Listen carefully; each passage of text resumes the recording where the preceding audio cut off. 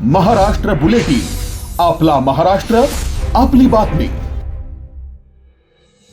नाशिकच्या पावनभूमीत आज चौथ्या विश्व मराठी संमेलनाचा अत्यंत दिमागदार सोहळा पार पडलाय। मुख्यमंत्री देवेंद्र फडणवीस आणि उपमुख्यमंत्री सुनेत्रा पवार यांच्या प्रमुख उपस्थितीत या संमेलनाचे उद्घाटन झाले। मराठी भाषेचा गौरव आणि मराठी संस्कृतीचा जागर करणाऱ्या या सोहळ्यात विविध क्षेत्रातील दिग्गजांना मराठी भाषा गौरव पुरस्कारांनी सन्मानित करण्यात आले।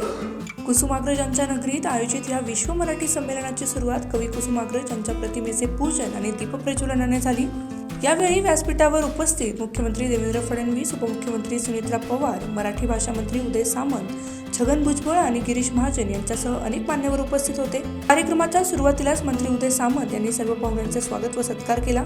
मराठी भाषा मंत्री उदय सामंत यांनी आपल्या भाषणात अत्यंत भावुक होत दिवंगत नेते अजितदादा यांना भावपूर्ण श्रद्धांजली अर्पण केली। संमेलनाच्या आयोजनात अनेकदा वादाची झालर असते, परंतु हे संमेलन कोणत्याही वादाविना यशस्वीपणे पार पडत असल्याचा आनंद यावेळी त्यांनी व्यक्त केलाय। या सोहळ्याचे मुख्य आकर्षण म्हणजे मराठी भाषा विभाग पुरस्कारांचे वितरण। मुख्यमंत्री आणि उपमुख्यमंत्री यांच्या हस्ते मराठी भाषेसाठी उल्लेखनीय कार्य करणाऱ्या मान्यवरांचा गौरव करण्यात आलाय। यावेळी उपमुख्यमंत्री सुनेत्रा पवार यांनी आपल्या मनोगतातून मराठी भाषेच्या जागतिक विस्तारावर भर दिला। त्यानंतर मुख्यमंत्री देवेंद्र फडणवीस यांनी देखील थोडक्यात आपले मनोगत व्यक्त केले। पंचवटी गंगातटी एकता आल्हाद सीतेच्या पोटी, श्रीरामासी सुखसंतुष्टी पंचवटी ऐकोनी।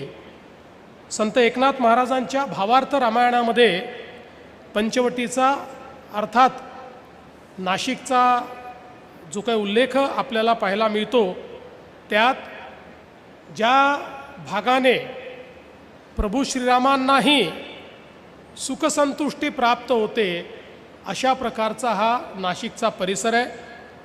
ज्या परिसरामध्ये आपल्या सर्वांचं स्वागत करताना खरं म्हणजे खूप मला आनंद आहे।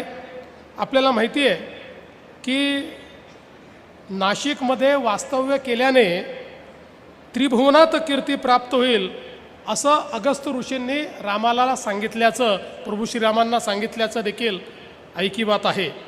त्यामुळे ही भूमी एक पुण्यभूमी आहे, एक ऐतिहासिक भूमी आहे, एक पौराणिक अशा प्रकारची भूमी आहे आणि या भूमीवर हे चौथं विश्व मराठी संमेलन या ठिकाणी होतं आहे आणि तेही मराठी भाषा गौरव दिनाच्या निमित्ताने आज याचं उद्घाटन होतं आहे। याचा मला अतिशय मनापासून आनंद आहे आणि मी या निमित्ताने जसं आत्ताच सुनेत्राताईंनी सांगितलं की भाषेचा कुंभ हा यावर्षी आहे आणि पुढच्या वर्षी आपल्याला माहिती आहे संस्कृतीचा कुंभ आहे।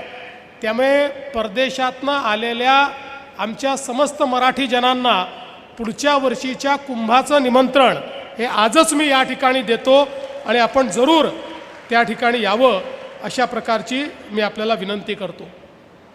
अशा प्रकारे मुख्यमंत्री देवेंद्र फडणवीस यांनी मराठी भाषेचा वारसा जपण्याचा संकल्प यावेळी व्यक्त केला।